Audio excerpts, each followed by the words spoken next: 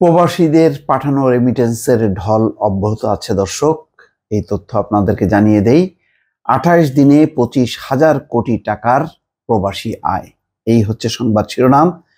চলতি মাসের প্রথম 28 দিনে দেশের ব্যাংকিং চ্যানেলে 211 কোটি 31 লাখ মার্কিন ডলার রেমিটেন্স পাঠিয়েছেন প্রবাসী বাংলাদেশিরা।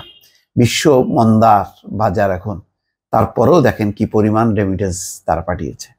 দেশীয় মুদ্রায় যার পরিমাণ 25,357 কোটি টাকা, যে 28 দিনে তারা পাঠিয়েছে, যদি দেশীয় মুদ্রায় ধরা হয় তাহলে 25,357 কোটি টাকা।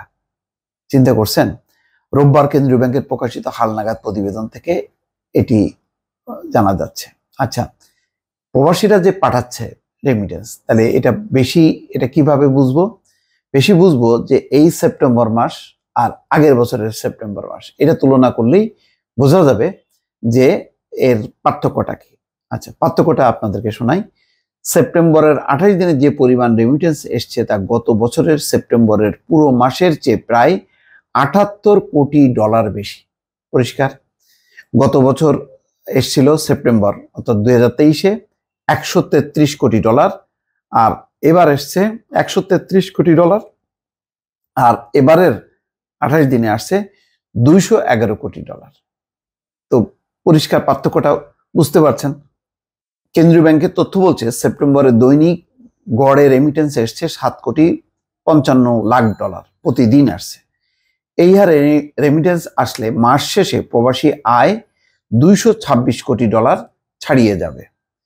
এই মাসের প্রথম 28 দিনে রাষ্ট্রায়ত্ত ব্যাংকগুলোর মাধ্যমে এসছে 58 কোটি 65 লাখ ডলার, বিশেষায়িত একটি ব্যাংকের মাধ্যমে 9 কোটি 26 লাখ মার্কিন ডলার, বেসরকারি ব্যাংকগুলোর মাধ্যমে 142 কোটি 57 লাখ ডলার, বিদেশি ব্যাংকের মাধ্যমে এসছে 53 লাখ মার্কিন ডলার। দেখেন, এখনো পর্যন্ত বাংলাদেশে বেসরকারি ব্যাংকগুলোর প্রতি কিন্তু আস্থা আছে, বা বেসরকারি ব্যাংকগুলোর মাধ্যমে তারা যদি টাকা দেয় তাহলে দ্রুত তার স্বজনদের কাছে পৌঁছায়। সুতরাং বেসরকারি ব্যাংকের উপরে আস্থা। আর এই ক্ষেত্রে সারা বিশ্ব জানে যে ইসলামী ব্যাংক কিন্তু এগিয়ে আছে।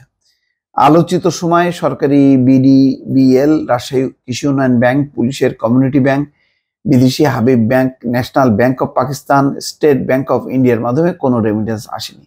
আগস্ট মাসে প্রবাসী আয় বা রেমিটেন্স এসছে 222 কোটি মার্কিন ডলার। আগস্ট মাসে প্রবাসী আয় 222 কোটি মার্কিন ডলার দেশীয় মুদ্রায়, যার পরিমাণ ছিল 26,656 কোটি টাকা। তো সেই হিসাব করলে মোটামুটি একটা কাছাকাছি অবস্থানে। তার মানে আগস্ট মাস থেকে এই রেমিটেন্সের যে উল্লম্ফন, যে ধারা, সেই ধারা কিন্তু অব্যাহত আছে, এটা পরিষ্কার। 2024-25 অর্থ বছরের প্রথম জুলাইয়ের রেমিটেন্স এসেছিল 151 কোটি 35 লাখ 80 হাজার মার্কিন ডলার, যা আগের 10 মাসের মধ্যে সর্বনিম্ন। এর পরের মাস থেকে রেমিটেন্স বাড়তে শুরু করছে, তার মানে আগস্ট মাস থেকে বাড়া শুরু করছে। তো এর পেছনে তো রাজনৈতিক কার্যকারণ আছে, কারণ মানুষ, বিশেষ করে প্রবাসীরা পরিষ্কার বলেছিল যে শেখ হাসিনার পতন না হলে তারা রেমিটেন্স পাঠাবে না। শাটডাউন রেমিটেন্স, এই সুনামে তারা একটা কর্মসূচি করেছিল। তখন প্রবাসীরা বলেছিল তাদের পরিবার পরিজনের জন্য তারা টাকা পাঠাবে, কিন্তু সেটা হুন্ডিতে, অর্থাৎ সরকারকে কোনো সহায়তা করবে না, অর্থনৈতিকভাবে প্রয়োজনে পঙ্গু করে ফেলবে। তারপরেও তারা শেখ হাসিনার পতন চেয়েছিল। এখন কিন্তু পরিস্থিতি চেঞ্জ হয়েছে। 5ই আগস্ট যেহেতু শেখ হাসিনার পতন ঘটছে, 5ই আগস্টের থেকে, অর্থাৎ আগস্ট মাস থেকে যদি হিসাব করা হয়, তাহলে দিনকে দিন কিন্তু বাড়ছে। এটা খুবই সুখবর। অর্থাৎ এখন প্রবাসীরা বাংলাদেশকে ওন করছে। এবং ইতিমধ্যে ডক্টর আসিফ নজরুল, প্রবাসী কল্যাণ মন্ত্রণালয়ের যিনি দায়িত্বে আছেন, তিনি বলছেন যে প্রবাসীদেরকে এয়ারপোর্টে ভিআইপির মর্যাদা দেওয়া হবে, এবং তার প্রস্তুতি কিন্তু চলছে। তো সেটা যদি হয় তাহলে প্রবাসীরা আরো ইন্সপায়ার্ড হবে। তারা আগে অবহেলা, অবাঞ্ছিত নিজেদেরকে মনে করতো, এই জন্য তারা মনে করতো যে ব্যাংকিং চ্যানেলে পাঠিয়ে সরকারকে লাভ করে লাভ কি, আমি হুন্ডিতেই পাঠাই। কিন্তু এখন কিন্তু তার মাথার মধ্যে আসছে যে না, আমি যদি ব্যাংকিং চ্যানেলে পাঠাই তাহলে এইটা এক অর্থে দেশের প্রতি আমার একটা অবদান তৈরি হবে। সেই কাজটি কিন্তু তারা এখন করতে শুরু করেছে। দর্শক, ভালো থাকবেন। আল্লাহ হাফেজ।